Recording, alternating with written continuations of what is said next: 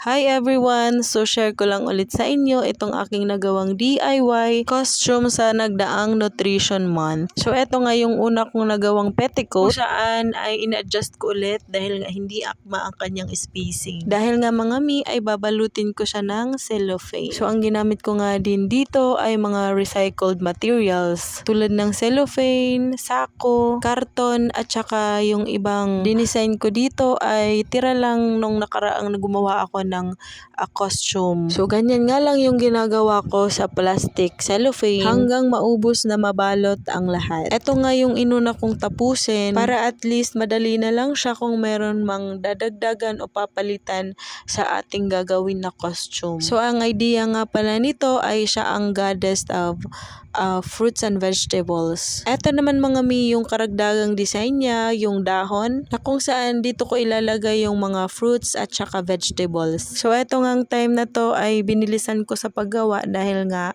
ilang days na lang ay magpe-present na sila. At dahil nga medyo na busy din ay hindi ko na nakunan ng video sa paggawa ko ng headdress. So ang ginamit ko nga doon ay karton lang. Pinorma ko siya ng pahabang dahon, pininturahan ng green at saka nilagyan ko siya ng gold design sa kanyang mga sides. Syempre nilagyan ko ng mga prutas. Meron pa sana akong idadagdag na details dito sa costume niya kaso lang hindi na kaya sa oras. Hindi ko na nga ito papahabain pa at eto na ang kabuuang video presentation ni Madam.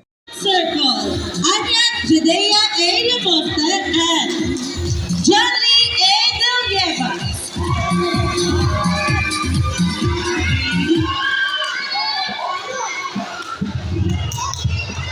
Every time we eat or drink, we are either feeding the disease or fighting it. So we always choose healthy foods like fruits and vegetables. It might not be our favorite food, they provide more nutrients. Always